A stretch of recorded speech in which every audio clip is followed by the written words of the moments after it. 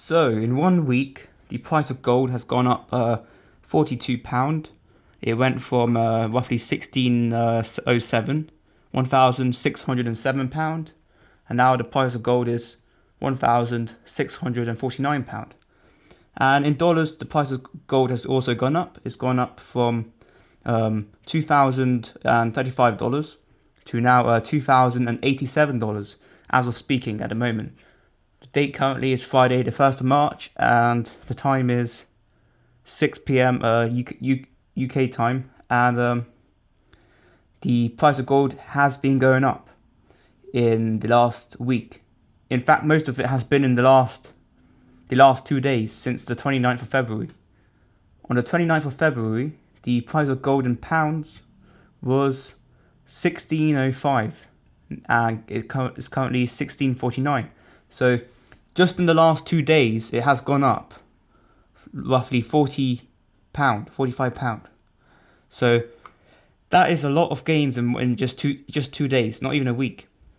So will the price of gold keep going up? Because it could go up, because as Mike Maloney has predicted, the price of gold could go way more than double within 2024, because the world may experience a recession similar to the Great Depression, because at the moment the UK is in a recession. The government has reported it, and the US, I think, is also going to enter a recession in the first quarter of 2024 and the second quarter of 2024.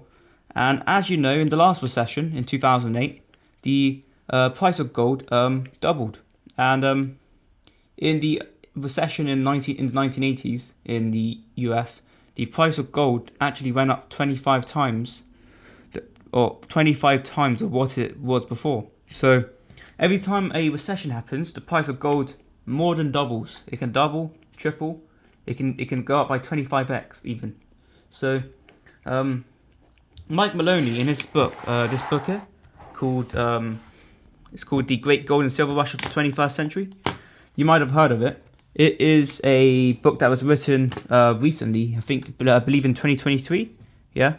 Or actually, no, it was written in 2020, yeah, it's written in 2023 and published in 2024. And I bought it, I can't remember, I think I bought it a year ago, or I bought it I think this is a year old now.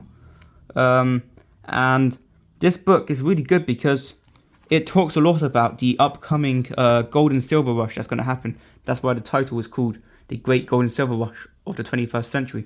So here, on this page, he predicts how many times the price of gold will go up by.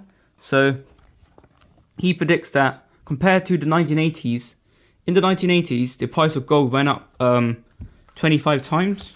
If you go to this page, the first page of this chapter, this chapter is called Enormity Squared, see there?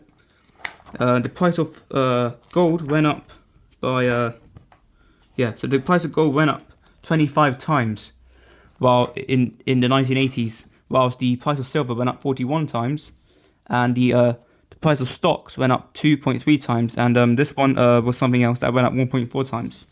So yeah, that's the Dow Jones. So the Dow Jones went up 1.4 times in the same time that gold went up 25 times, and the RE went up 2 times. So gold and silver beat the stock market during the 1980s, and the same during the 2008 financial crisis. But yeah, so in January 1970, the spot price of gold was $34, and then it ran all the way to $873 per ounce on January 1980. So that went up by 25 times. In other words, the odds were 25 to 1 in terms of profit. So this chart shows how the price of gold went up compared to other assets. As you can see here, during that recession, the price of gold went from here to all the way up here, and that's 25x compared to this is if you invested a certain. This is if you invested $1. So this is how much you would make if you invested $1. So because gold went up 25 times, $1 would turn into $25 roughly. See 25 there, 25.12. And if you invested $1 in silver, after 10 years, that $1 would be $41. So also, if you invested money in the RE, whatever that is, you would end up with $2.29. And if you invested $1 in 1974, you would end up with $1.44 in 1980. So gold and silver were a better investment during the 1980s gold, the 1970s gold and silver rush. So he believes that after taking into account everything that's changed throughout the decades, obviously these days is different. These days, people have there's 18 times the amount of people around the world that can buy precious metals. So there's not only a greater population, but it's also gold is also legal in more countries. As we've seen before in the past, gold used to be banned in a lot of countries. There's actually a map here showing it. Not that one. So yeah, gold used to be banned in a lot of the countries in the world. Yeah, this one here. So this map shows this 1970s to 1980. In the red area, it was illegal to own gold, and in the yellow area, it was legal to own gold. And in America, it was legal after 1975 to own gold. So as you can see, the red area were predominantly poor. They were mainly poor countries, and that's because of the lack of rights to own gold. And you can see that the yellow countries, which were richer at the time, they were way richer than the red countries. They legalized gold. So you can see that the countries that have gold legal were protected. So you see here, these countries, the red countries, were not only illegal to own gold, but they were also poor countries. And the countries that had gold legal were wealthy countries, and so on. But nowadays, gold is legal in every country except North Korea. See North Korea here is red. Yeah, so the whole world is able to buy gold in the next gold and silver rush. And what that means is there's going to be more people buying gold and silver to push up the price even more than it did in the 1980s. So after accounting for that, so that means that there's 18 times more people around the world that can buy gold compared to the 1980s. There's 55 times the amount of currency in the world when you count all of the dollars and the pounds and all of the euros that have been printed and all of the yen and all of the other currencies in the whole world. There's 50 times more currency than there was in 1980. There's 56 times more millionaires.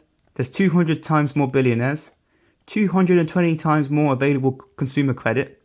31 times more assets under management. 49 times greater global stock market cap. So that's how much the stock market is in a bubble. So all that money that is in the stock market is going to come out of the stock market and go into gold and silver. So after accounting for all of that, it's calculated that that the price of gold could go, the amount of money chasing gold, the amount of currency available that could chase gold is 50 times more than it was in the 1980s. So, but the amount of gold on the world has doubled, the amount of gold supplied due to the gold being mined from the ground. So there's twice the amount of gold, but 50 times the amount of currency available. So what that means is that is 25 times more currency per ounce, which means that the price could go up 25x.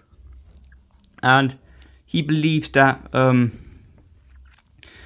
1 ounce of gold could go soaring past $3,000, $5,000, or even $10,000 in the next gold and silver rush. So this is good news for us, because if you're holding gold and silver, you're going to benefit from this. Obviously, this is not good for the average investor, because in this crisis, because they are the ones that will end up taking the punishment for the monetary system.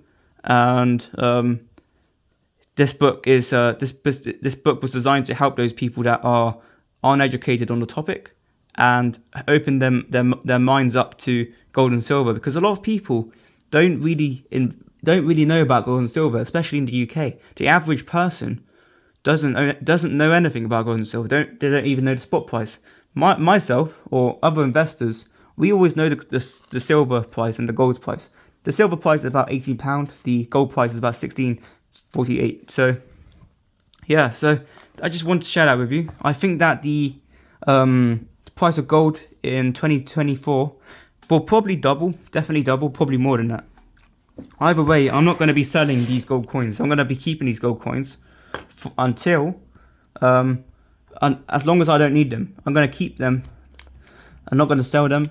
And same with silver. I've also got silver. As you can see, during the 1980s, the price of gold went up 25x, but the price of silver went up 41x.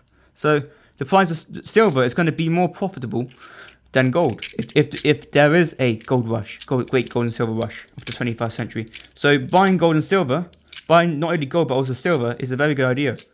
Personally, I don't buy too much silver because I believe that silver is a bit more volatile and gold is more safe during a volatile season. And also, silver is difficult to carry around because it takes up a lot of space. Gold is easy to carry around. So anyway, guys, I hope you got some insights from this video. Make sure to like the video and hit the subscribe button. And I'll see you in the next video.